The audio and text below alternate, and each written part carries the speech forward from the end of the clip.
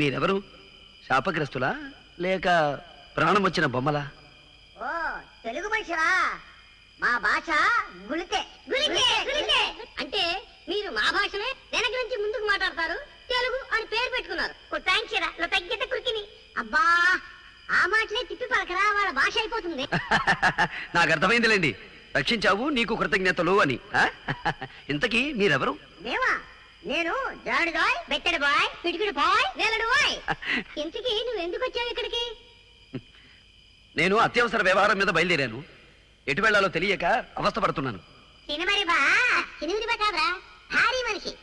భారీ మనిషి, నీ అవస్థ ఉంటో చెప్పు, మమ్మల్ని రక్షించావు కనుక మా చేతనైన సహాయం చేస్తాం. ఓహో అలాగా. అయితే యక్షిణి లోకమని ఓ లోకం ఉందిట. ఆ లోకంలో శతరత్నమణిహారం ఉందట. ఆ లోకానికి వెళ్ళడానికి దారి తెలిస్తే చెప్పండి. తలుతే నిప్పచే సిరిమరి బా, ఆ యక్షిణి లోకం ఎక్కడుందో మాకు తెలుసు.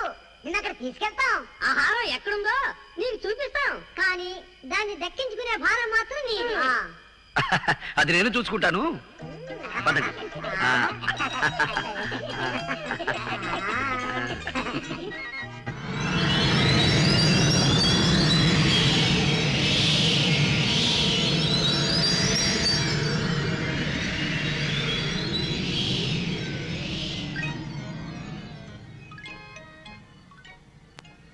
ఇదే యక్షిణి లోకం.